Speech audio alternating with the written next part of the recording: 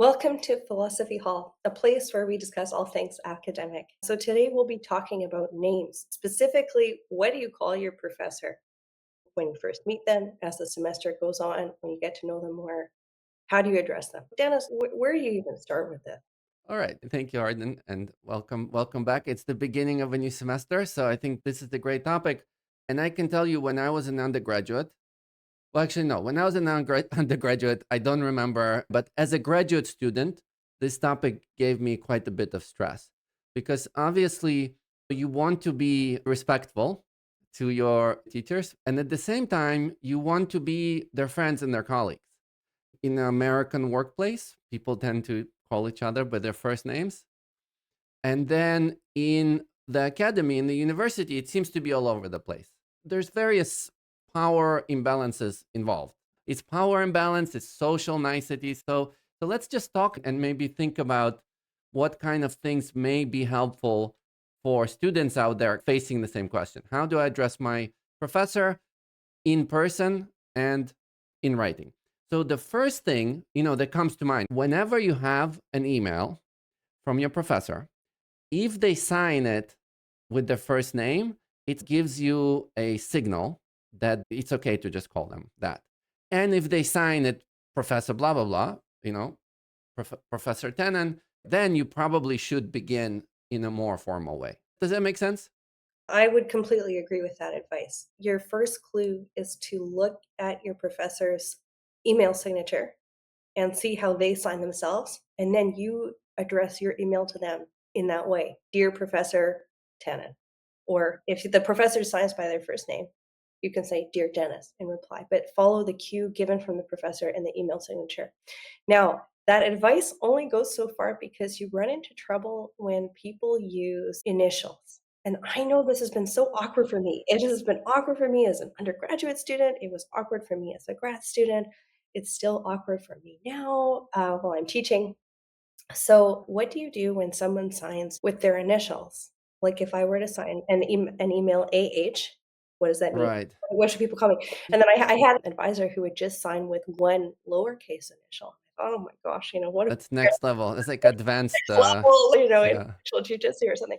So the question is, with initials, how do you proceed? Now, the theory behind why you use initials, I'm talking about the professor's point of view, is you seem informal and inviting of the student. You're not saying, Right. but you're asking the student to participate a little bit more collegially with you with your initials. But then it sets the student up for challenges because they can't really address their response to you, dear AH. What can they do? Right, right.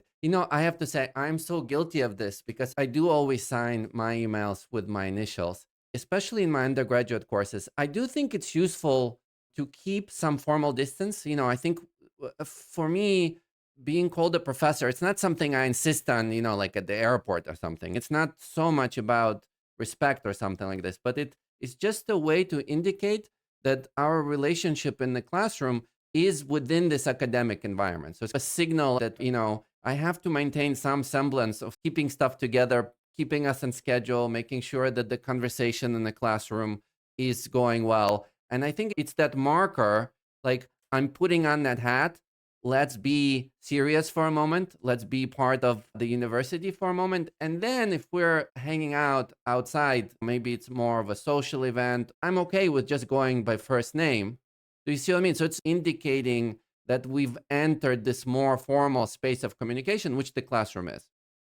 Now, I am, because I do want to be helpful and I want to be a friend and I don't want to appear overly formal, and I'm probably paranoid about that. I always sign as DT or DYT, which is my initials, which I understand is confusing. And I would say it is, I think, a signal to say, let's keep it formal in formal settings. And then with my graduate students, because you really begin to work in a sense of being a colleague, and there's much less of issues of comportment, how you behave yourself in the classroom. Also, primarily my interaction with graduate students happens outside of the classroom. In those cases, I explicitly will sign my name, Dennis.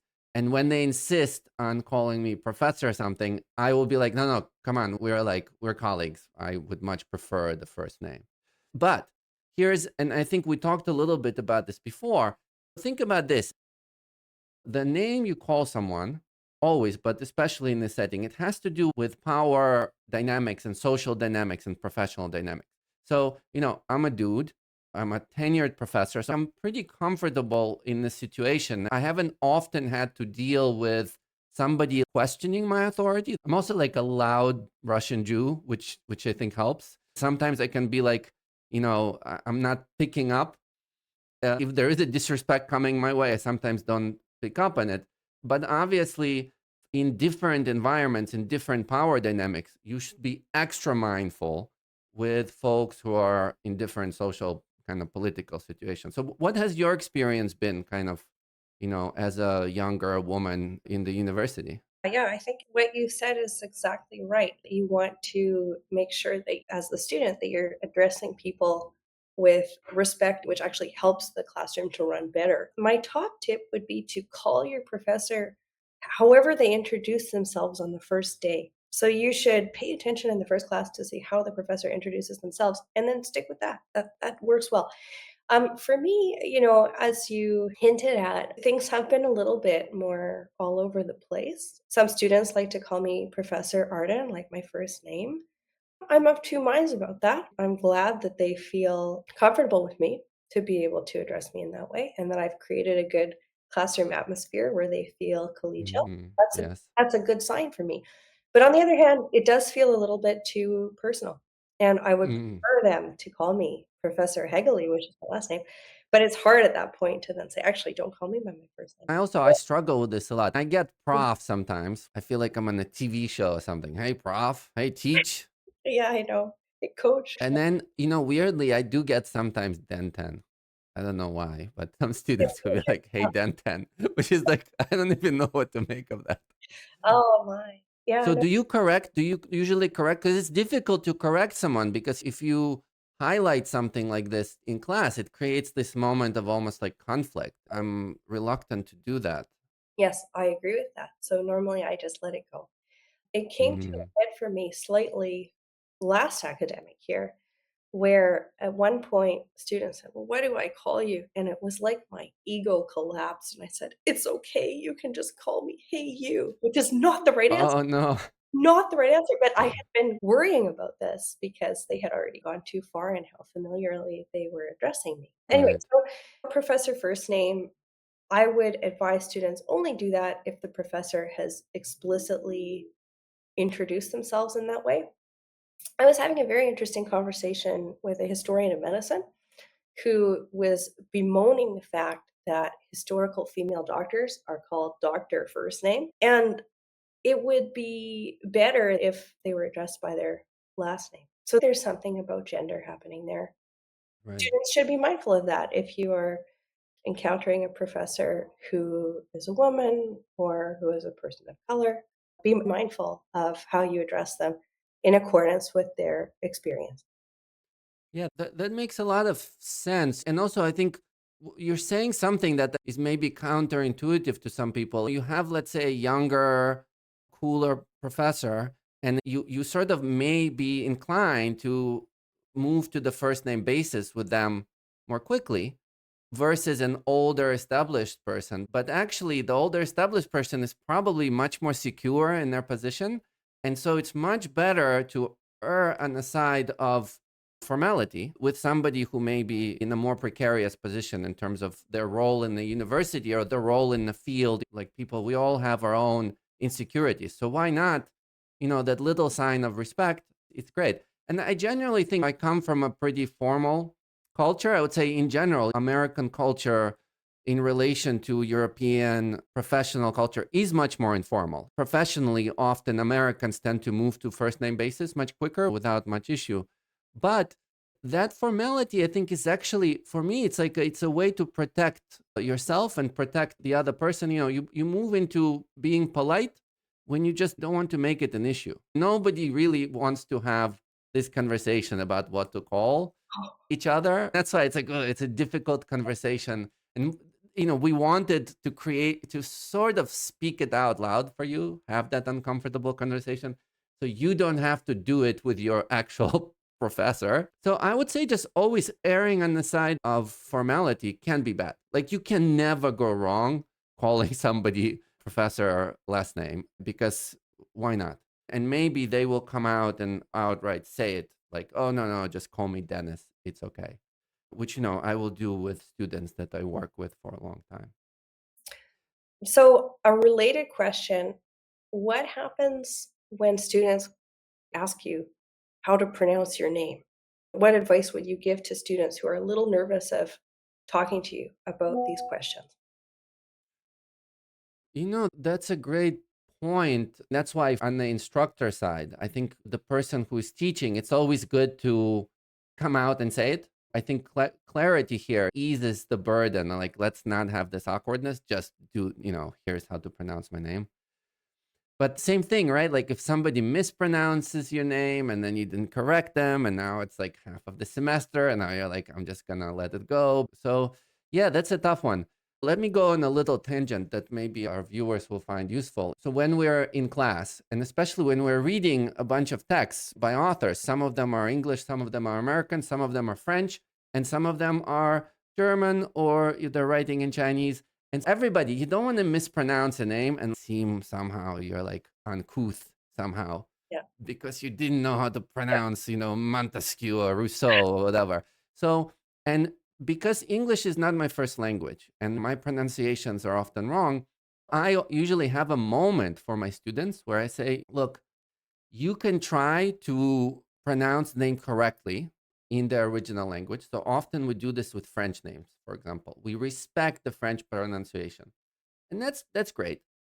I wouldn't be pedantic about it. no, But also, it's a little bit unfair because the kind of care we take with European names, with German and French names, we don't take with Arabic names or Chinese names or Korean names. I mean, point is, it's only reserved that care is reserved for these kind of elite languages.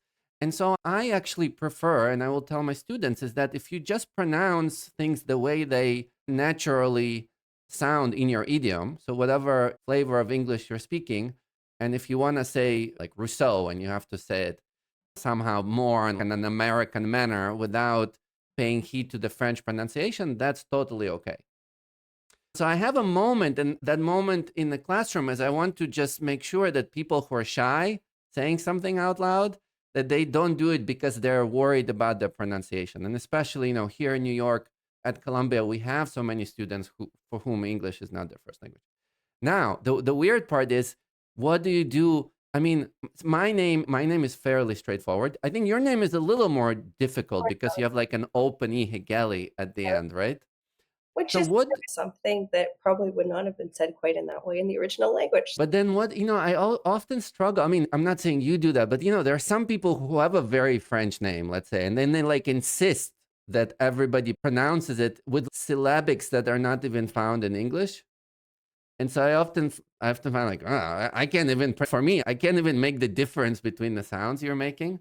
Like I have a difficult time making the difference between bad and bed. Like bad as in you're being bad and you're lying in bed. Like that's actually sometimes, it's just not for a Russian speaker. So I don't know. Yeah, again, it's a little bit of a sensitive topic, especially if your name is mispronounced all the time. Well, But let's land this somewhere practical. yeah, I yeah, where think do we if go? you're not sure how to pronounce your classmates or your professors' names, it's better to early on just don't make it awkward. Just say it out loud. Just say, "Hey, I'm sorry, I'm not sure how to. Am I pronouncing it correctly?" And then it becomes a non-issue. Yeah, And it's what you would do in any professional situation. Is you would say, "Hey, can I ask you that? Like, I'm sorry that is this how you pronounce it?" And then you like practice it a few times. And again, I can't imagine somebody objecting to you taking a little extra step to pronounce their name correctly. I think always being human, being polite is always being nice is always a good step. But don't keep it for most of the semester, yeah. and then it's On the last day. Oh, by the way, no. right.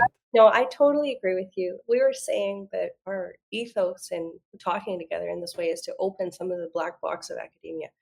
And so now we will let you in on the secret, which is it's always helpful if you have a question to pose the question because half of the class will have the same question and you can be the one who's brave enough to ask the question. If you're wondering how do I pronounce this person's name? Probably other students in the class are also wondering and are too afraid to Right. ask the question, and you're going to do everybody a favor. I can't imagine anybody objecting to being asked a question that, allows them to unveil some aspect of themselves that way. That seems very reasonable. So I think, Dennis, your advice is perfectly right. Early in the semester, if you're not sure, you can ask openly, politely, and your professor will willingly oblige. Right, right. Yeah, and something also that comes to mind is that it sometimes depends regionally and it depends on the institution. So, as an undergraduate, I went to the University of Michigan, and Michigan is a big state school. And at that moment, I think most of my professors introduced themselves by their first name, and kind of the vibe, the general culture at University of Michigan. I'm thinking like maybe Berkeley is similar. Point is, it's a school that has a history of that more relaxed environment, large state school. And then when I was teaching as a graduate student, when I was teaching in Tufts, this is a great university in the Boston area. So Tufts, also it seemed like the default was first name, and I didn't see a problem, and it just seemed what the students preferred. And also at that time, I really wanted to be like, I'm your friend. I'm not here just to grade you. Like, let's actually have a cool conversation and read these books together and so on. And then what was interesting is that when I began teaching as a graduate student at Harvard, so I came in my first section. I came in and I'm like, "Hi, I'm your friend. My name is Dennis." And you could tell that that's not the default at Harvard. And also, it's not what the students were really looking for, because I think they wanted a little bit of that formality in the classroom. They wanted a little bit of authority in the classroom. And I think they almost resented the fact that I'm being all chummy. And so I've learned that in some institutional contexts, it's actually better, like, not to be, to step into that role of authority, which includes saying, okay, call me Professor Tenen. Here's when your papers are due. Like, you have to at some point be a little serious and get that sense of levity depending on the institution. So the takeaway here is regionally, depending where you are in the country. I don't know, California maybe seems to be a bit more chillaxed about these things, but maybe I'm wrong. Right. And it depends on the kind of institution you're in and the kind of culture that was usually created in your institution. Yeah, but our advice still holds true though, which is just keep your ears open at the beginning of the semester for how people introduce themselves, and keep your eyes open for the email signature, and you can't go too far wrong following those. Right, Yeah. right. So, I'm thinking with that advice, and that's really the big takeaway from this video. Do you have any stories, any kind of specific, maybe we could close out with some specific stories about naming? I had an interesting conversation with students last semester about whether you should call your professor professor or doctor, and people had very strong opinions. Oh, that's That's interesting. so it's such an interesting topic. Huh. So, why would you choose one over the other? So, doctor would imply that the person instructing you has a PhD, right? And so some students felt Right. really a hallmark of respect. And then other students thought, no, you shouldn't be called doctor because you're not a medical doctor, which for me, teaching Wow. medical humanities is actually quite a meaningful distinction. So I was generally advising people to, instead of saying doctor, say professor. Doctor might have come from a time where fewer of your professors had PhDs, and so it might have been a way of affording them special respect or something. But Hmm. it's simple, just say professor. That's kind of how I feel about that. I don't know if you have any strong views on that, like my students did. No, that I think that makes sense. I do occasionally get doctor, and it does seem kind of old fashioned to me somehow. Mhm. And again, it's one of those things where when you buy tickets for an airplane, like, you can select doctor, and I'm like, am I going to make people just outside call me doctor? Like, that would be weird. But also, I do think it's slightly strange, because if you're calling somebody doctor, why aren't you calling them professor? And so, if there is a distinction, and I think, again, especially for undergraduates, I would avoid trying to kind of get into that, because you are hooking into people's insecurities. Like, look, I've been doing this for like 10, 15 years. I'm still nervous when I go to class. I'm nervous. And so, why introduce an extra layer? Like, why are they saying doctor and not professor? Did I do something? Or am I, so That one seems to be a little bit misguided. I would just skip this one. I wanted to ask you if you have any funny stories of naming. Yeah, so my favorite story is my advisor in graduate school. His full name is William Mills Todd III, and he's a bit of a more formal man and older formal man. He retired recently, and so he would introduce himself as William Mills Todd III. And also, I have to tell you, like before Harvard, I haven't met many people who were like the third. So I didn't know, like, do you actually say like, dear Professor Todd the third, or how, like how I didn't even know. But I don't think he really meant it in any way, except that's his full name, and he was differentiating himself from other people who have a similar name. But then what's interesting is Bill, as I now call him, so William, is that so Bill? The more you would work with him, the more he's like he followed the email thing where his email signatures would first be William Milstad the third, then it was like William Milstad, then it was William Todd, then it was Bill, and then he signaled there was a moment, and then I would the students who were his students, I was like, for the first time, I got the email. He said Bill. He said like William Todd. I can finally. And I think that was a little bit of a signal to be like, look, we've moved beyond. I mean, I think often this happens when you move beyond the classroom. Because remember, in the classroom, you are not just communicating with, it's not just two people talking to each other. You are performing, you are within a community, you are on a stage, other people are listening. So as we move beyond this more formal community setting, we move to one-on-one advising. We become colleagues, we start writing together, we start supporting each other. Then I think it's natural to be like, okay, we're now just more in a regular professional setting, and we can just call each other, we can dispense with the formalities.